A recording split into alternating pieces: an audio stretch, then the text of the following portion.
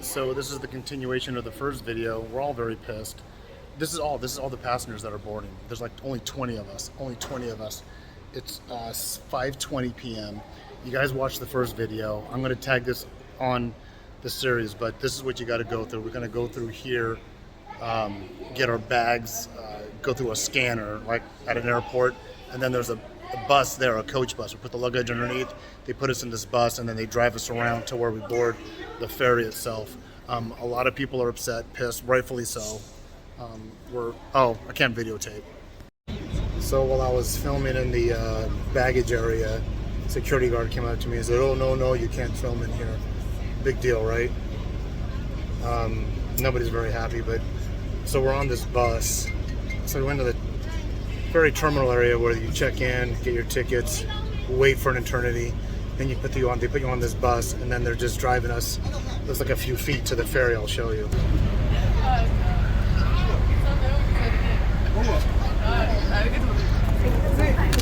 Okay, so there's the boat. It took forever to get here. It looks like that's where they're loading all the cars. But apparently they couldn't load the people because that's just too hard for them to accomplish. So I don't know where this bus leads us off, but that's that. Okay, so we finally got into our room, and I'm going to quote what Uncle Doug said. It's like a jail cell. I've expressed my frustration enough to Uncle Doug, so I'm not going to burden him with it. But yeah, this is pretty much it. I don't think I've ever been in accommodations that accommodate two people that are this tight. So they only gave us one key. The boarding process was nuts. Here's the bathroom. Actually isn't too bad. It's a little bit bigger than my RV shower, but so there's the shower. We got our own bath. Olivia's room. Olivia's on her own. Little packets of something. I don't know. Would they give us one towel? Oh no, there's two towels. Well, when they went all out, so they gave us two towels. This is about as basic as it gets. Like I said, I lost a beautiful stateroom. Olivia's room looks just the same. I might go back outside. I'm telling Uncle Doug it's a zoo out there, but I think I'm going to film a little bit of it. Oh, and then when I was boarding, they forgot to check our passports. Then when I was boarding, they checked us again when it came off the bus, and the lady started saying, "Prossimo, prego, tell me to move fast." I didn't say anything to her. I just moved as slow as I could. I'm thinking, well, you delay us for 7 hours, and now you're telling me to rush? You're telling me to rush? No, it's not going to happen. But let me go outside, and I'll show you the craziness. You got a key? All right, so we're at the quiet end of the ship.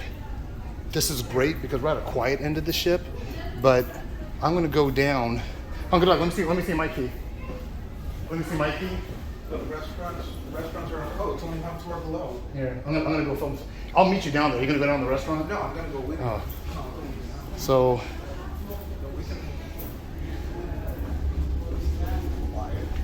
Yeah, this part's fairly quiet, but when we get to the middle of the ship, there are people. I'm gonna put the camera lower so it doesn't look too intrusive, but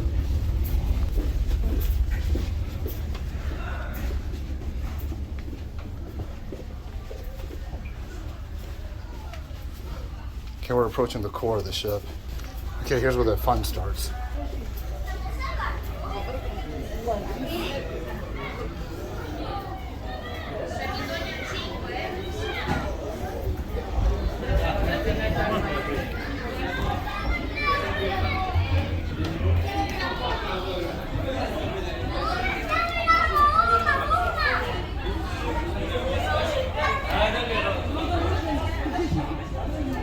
This is where they're gonna sleep tonight? Go check out the restaurant.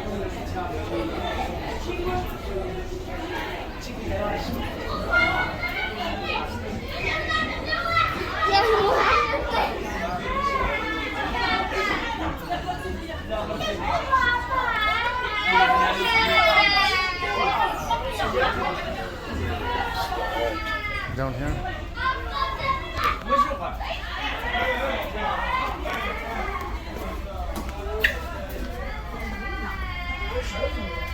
So where can we eat? I think it's probably.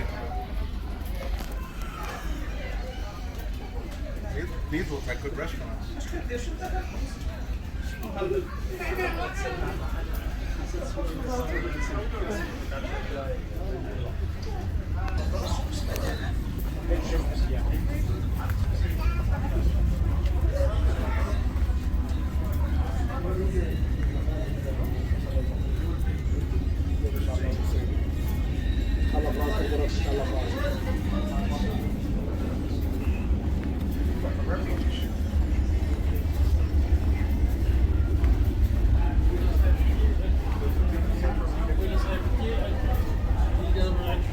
Does the ticket say where we eat?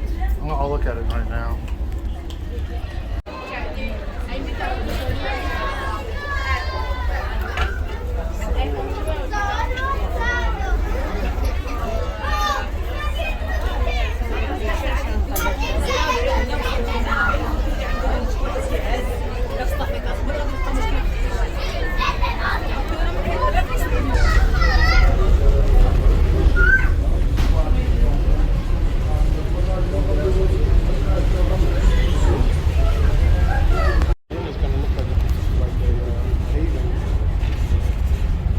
Okay, so looks like we're underway finally.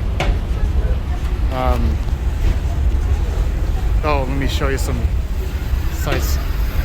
So there's the Sagrada Familia that we went to. Actually, this is a pretty good shot of it from this angle. And then this structure, I got a handout for that. That is actually a pretty interesting structure. It has a 360 view of the sea, sort of the city. Where's the Christopher Columbus statue? The tall one? Oh, and that's the Christopher Columbus statue. So Uncle and Doug and I found our way out to the back of the boat, saying goodbye to Barcelona. This was not, at this point it's not turning out what I expected, but in a lot of ways, but international travel. This is an interesting, Olivia saw, it's like a Skyway tram. You can see the cables in the middle of the screen, but this is really going to be, I'm going to be hiding out in my room. I'll come out to eat, and that's about it. All right. Uncle Doug just located the life rafts. There's one. We've located all four. There's number 1, number 2, number 3, and number 4, and that's that. So Uncle Doug and I are on the highest deck. Let me point out the tram real quick. Right there. I was showing you on an earlier video, so it's right there. But I don't know if I said it or not, or you guys know this or not, but there are many people that are on this boat right now that elected, their option, their choice, elected just to stay out here, out in the open, or grab a chair or something. They don't have rooms at all. I mean, we have the bare bone minimum of the room from the stateroom that I initially got. So I'm upset about that, but I think, I don't want to say a majority of these people, but a lot of these people, they're just going to be sleeping where they find a seat tonight. Oh, and these are the kennels. So if you bring a pet on board, these are the kennels. We saw some more of them down below where we just came from, but I can turn this around. Actually, you can see. So yeah, those are the pet kennels. So they let you bring one on board. It says pet friendly, but I don't know how friendly that is. And then there's the tramway. I think that's, I don't know if that's the Barcelona Cathedral. You know, right now there's a cool breeze. I can appreciate the cool breeze. I can appreciate the view of the city, but it was like Lord of the Flies getting on this boat and getting our keys. And it's still like that in some of the compartments. I'm kind of frustrated. I don't really have an appetite, but we're gonna go look at where we can eat according to the tickets that we bought our meals. And I'm gonna check in on Olivia. Okay, there were a few videos I did after that. This is not a good thing. I'm in my cabin. Just got done talking to security. That's how bad it got. Apparently, not apparently, what had happened after that last video session when I was on the outside, I went in the inside, kind of filmed the eating areas and went upstairs, and I filmed some of these areas where people are just like lining the floors and they got their homes set up. Seriously, I mean, there's an area like we're on the 8th and the 9th and 10th are just simply hallways with communal bathrooms, and people are just laying in the hallways. And I had my camera on at my waist level, and I was just capturing some of these images. And then I walked down one, and they had these other bigger rooms that looked like airline seats, and they had a couple of TV screens in there, and the kids were going crazy, and it was really loud and hectic, and most of them were probably from Morocco. You know, I don't know if I can necessarily say they were Arabic or not. So I kind of had it, I wasn't like focusing in on anybody particularly, and mind you, I was in Egypt in the army for 6 months, and in Egypt, an Arabic country, you know, we were told before we capture anybody's images, because they believe that you steal their soul, or there's a little bit of their soul gets stolen if their images are captured. But I was trying to be discreet about it. Other people had cameras out, by the way. I wasn't the only one. There were a lot of people taking pictures and filming. But I know when Uncle Doug and I looked at a place in this one higher level that we were at. And so we're walking out, and this guy blocks my path. Turns into a shouting match. And I'm not talking about just being loud. I'm talking, he was speaking Italian pretty well. But he told me in Italian, did you make, you know, tu ho fatto fotografa con me? Did you fatto is to make. Fatto is to make. Did you make a photograph of me? And I said, no. And I probably did capture him by accident. And he goes, let me see your camera. I go, you're not touching. I told him in Italian, non toccare mia cellular. Non toccare me. Don't touch me. Don't touch my camera. Or don't touch my cell phone. So he was being very persistent. Our voices elevated. He looked very Arabic, but he was speaking really good Italian, better Italian than I speak. So I was replying in Italian, and it got really loud on the 9th level on a stairway. Then Uncle Doug interjected, and he goes, Vince, you leave. He goes, you stop and stay. And at that point, it nullified the scenario, and we left. We broke contact, and we left the 10th and 9th floor. We ended up on the 7th floor, totally decompressed, walking around looking at the menus at the places we wanted to eat. We're walking down at a pretty quick clip. Sure enough, we run right into him and his friend, and it starts all over again. This time he starts yelling, capo, capo, which means captain in Italian. In other words, trying to get attention of a ship official to take my phone. So he started yelling at me really fast, and a crowd started to gather. I can't make this stuff up. I am not making this up. I am not. My camera, my cell phone is not leaving my stateroom until we were walking off this ship. So it got crazy, and we were in eyesight of Barcelona still. That we haven't even been out in the ocean yet, and it got nuts. I ended up bolting just to get away. I thought he was going to grab me, and I was prepared for him to grab me and me to retaliate, figuring if he puts his hands on me first, it's on, like Donkey Kong. I ended up, I think, going through some crew quarters. He didn't pursue me, and I went to this really tight stairwell, and I flew up it. Now, at this point, my first encounter with him was at the 10th and 9th floor, in between there. After that encounter, Uncle Doug and I were on the 7th floor where all the restaurants were at. That was the second encounter. And I flew up like 2 flights of stairs, and I ended up in this really weird area of the ship, and it was all quiet. Nobody was in this area of the ship. And I was going through like all these heavy doors, like fire doors, and I thought someone was on the other end holding it, but there weren't. They were just very heavy doors, and I pushed them open, and at one point I popped up, and all of a sudden I see the carpeting and all the staterooms that we were in, and I go, I'm on the 8th floor. I knew my room number, so I ran in my room. I got in, started sweating like bullets. Olivia was in her room. We were so close to shore, we still had internet connectivity, so I contacted her. She came in my room. A little while later, maybe 10 minutes later, Uncle Doug come knock on the door. There's 2 security guys with them, and the 2 security guys are from Serbia. Kind of a unique side story on that. But they just asked, hey, they came in to tell me this. That guy, the guy that's pursuing you, he's way out of control. We told him to back down, get away from him, that we're going to come talk to you. Now we're talking to you. I don't want to see your phone. I'm not here to judge. So the security guards were really chill. They just wanted him to stay up on the 9th and 10th floor, wherever he's at. And he just said, hey, chill out in here. Don't go out right away. Just let everything calm down. He goes, but, you paid passenger, go eat. You bought meals, whatnot. But he did say the other guy was upset, but he was making a bigger issue of it than what it really was, because everyone had cell phones out. And it's like, we don't know why he's just focused on you and your cell phone. As we come up here, everyone's got cell phones and taking pictures.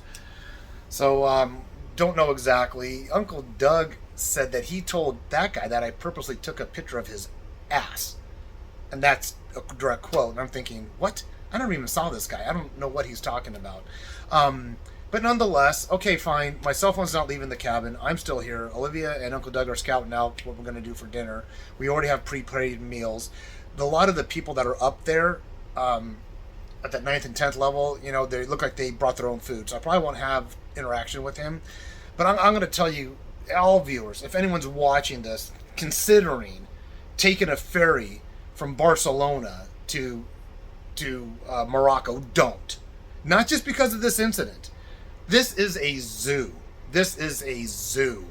It is a madhouse. It is hectic.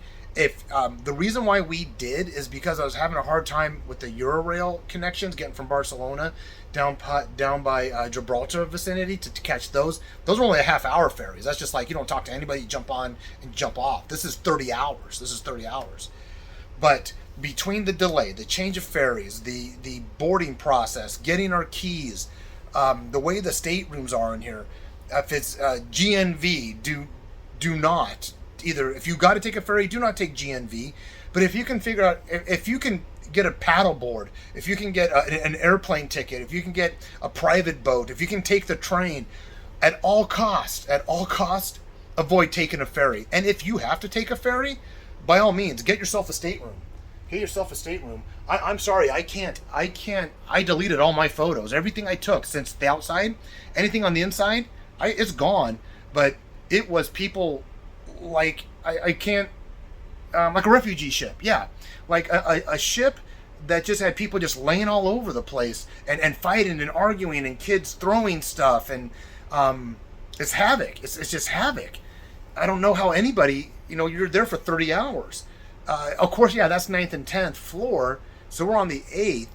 And it's a little bit more subtle down here, but they're going on all the floors. The kids are running up and down the stairs, chasing each other, throwing things down the stairs, crying. Their kids are yelling at each other.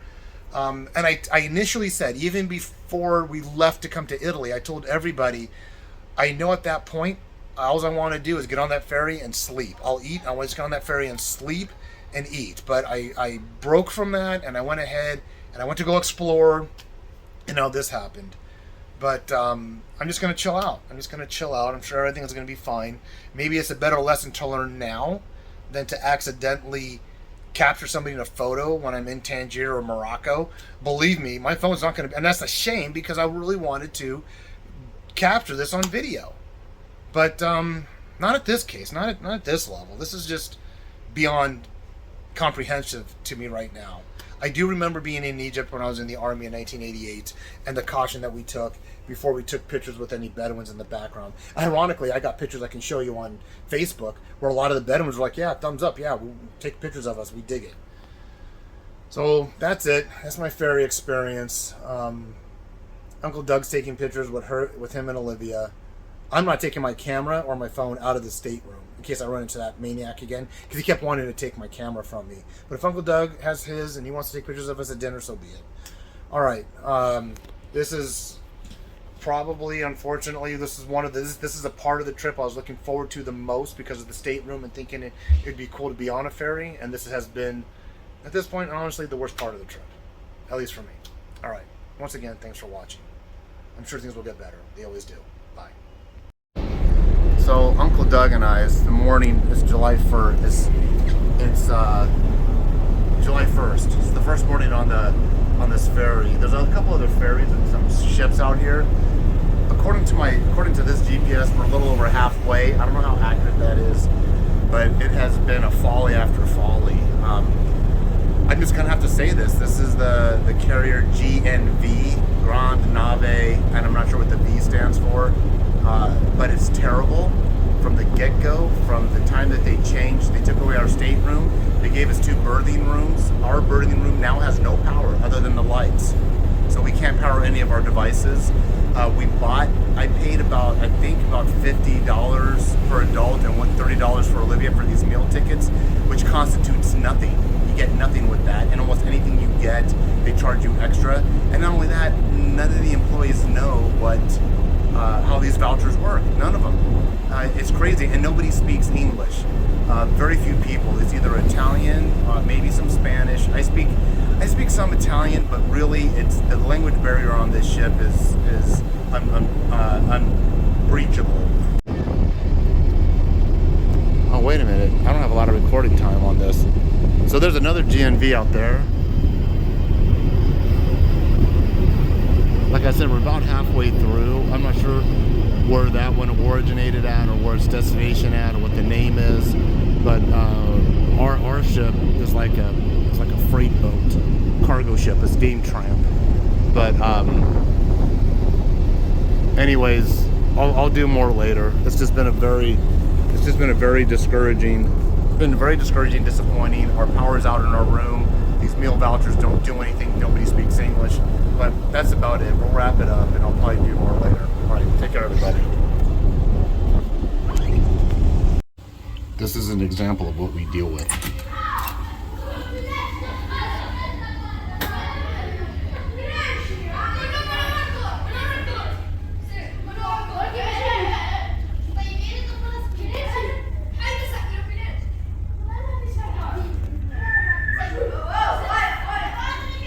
All day long, screaming and yelling in the stairwell. Yeah, he's gonna help him turn by pushing.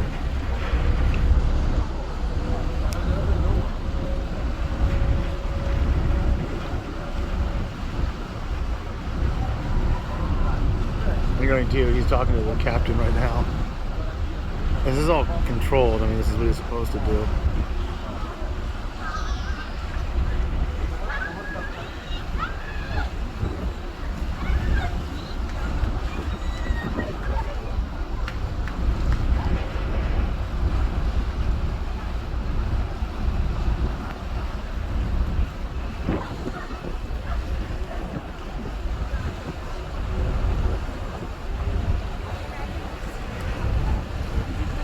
Yeah.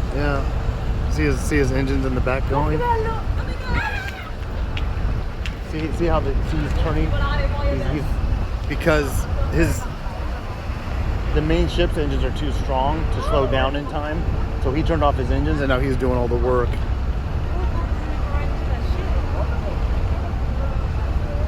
He'll turn his rudder.